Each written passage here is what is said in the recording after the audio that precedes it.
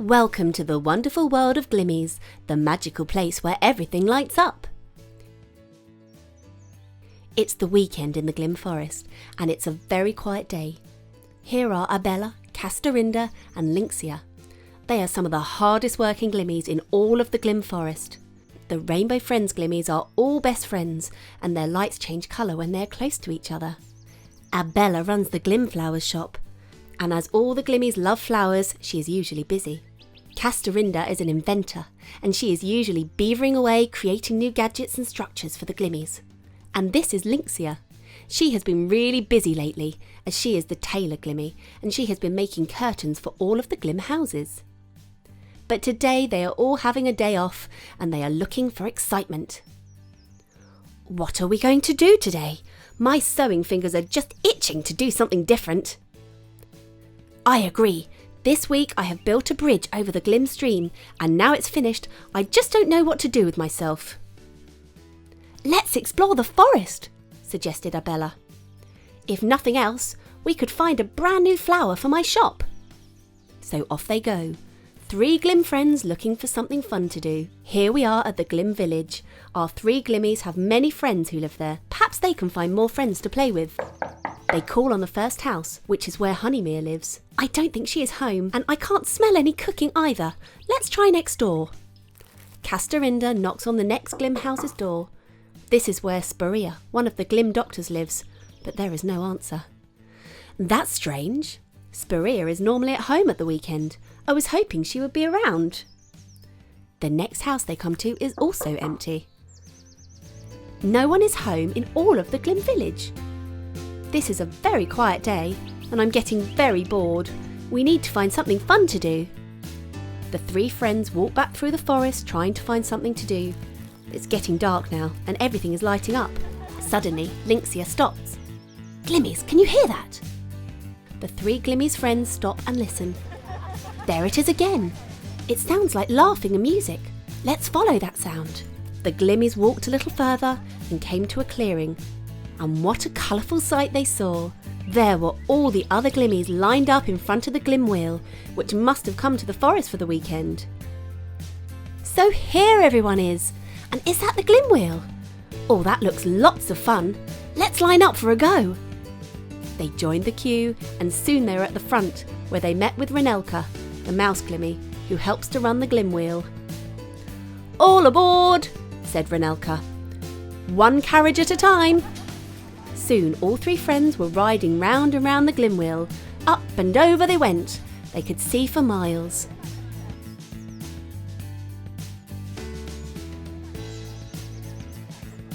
Once their ride was finished, they joined all of the others and showed their enjoyment by lighting up and changing colours together. Trust you to think of inventions, said all of the other Glimmies together as their lights danced in the moonlight.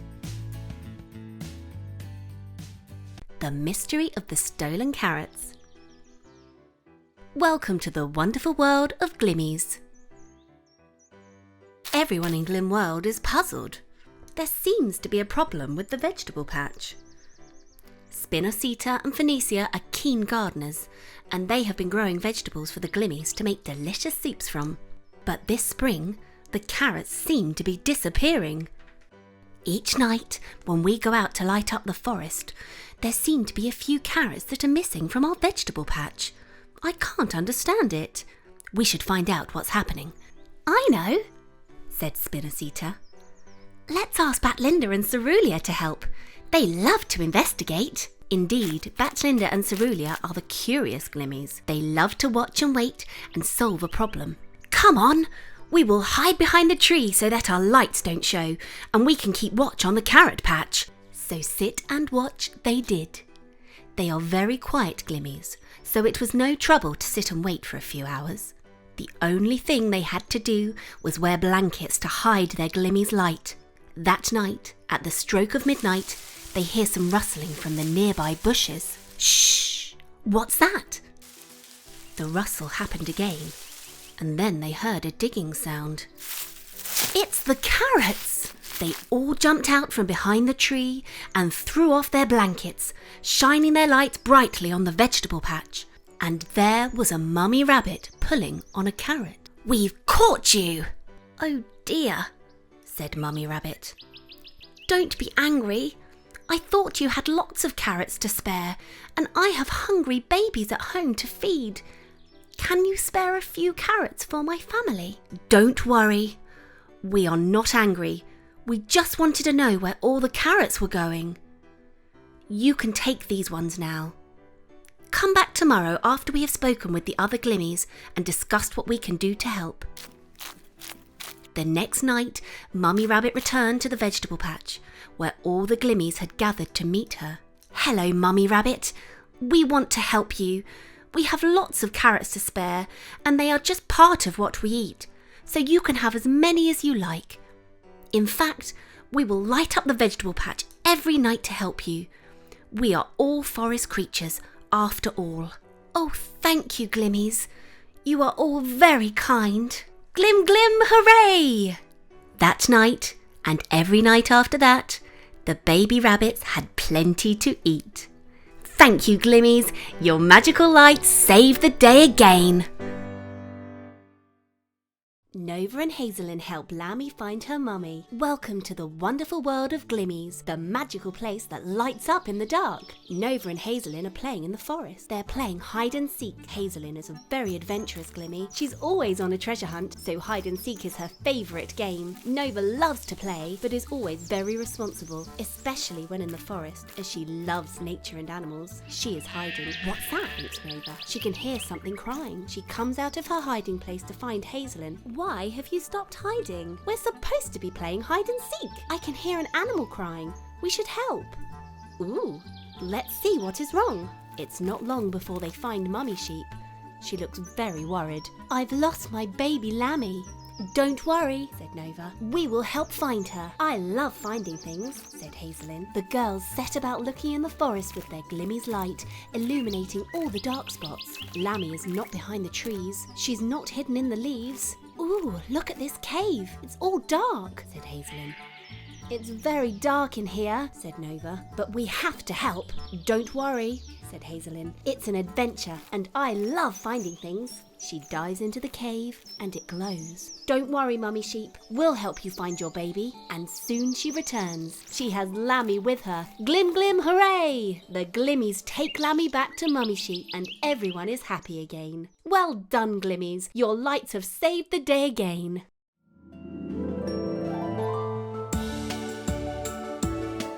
Hi guys, and welcome back to another Glimmies video. Now in my last video I showed you Hazelyn and Flayla, and in this video I'm going to be showing you how to make your very own Glimmies mood lights. So I'm going to start by opening Bats Linda and Fox Anne. So let's start with Fox Anne. They're not actually that hard to get into when you've got scissors. This is actually the background of the packaging, and I think it's actually a really cool galaxy design. And the front of the packaging kind of reminds me of a moon. Well, I mean they're meant to come out of night, so it might be something to do with that. And they all have different symbols on the front, so I'm going to try and find out what that means. Now on to Bats Linda.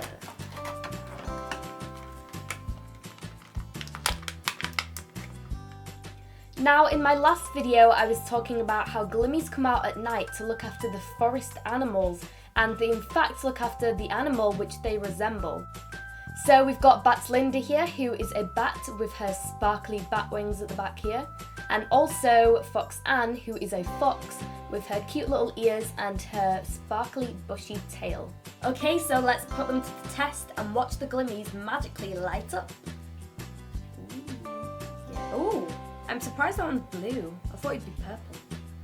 And the bats. Yeah.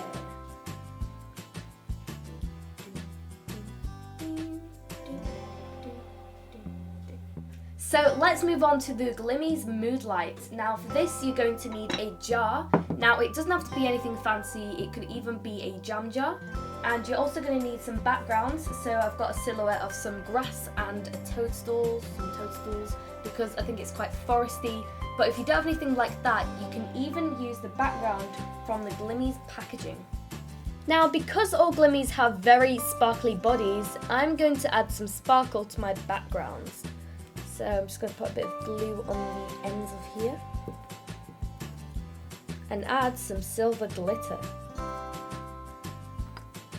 sparkly. And on the toadstools, a little bit of purple glitter. When you glue your background, remember to glue it on the back because you're going to be sticking it on the inside of the jar. Let's get it all over here. Now, because you don't want to stick down your glimmies permanently, I suggest using blue tack or modelling clay.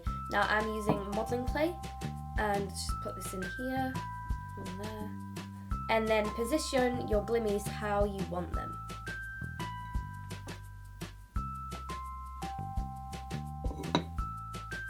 So here is my finished mood light, and I think it makes a perfect night light.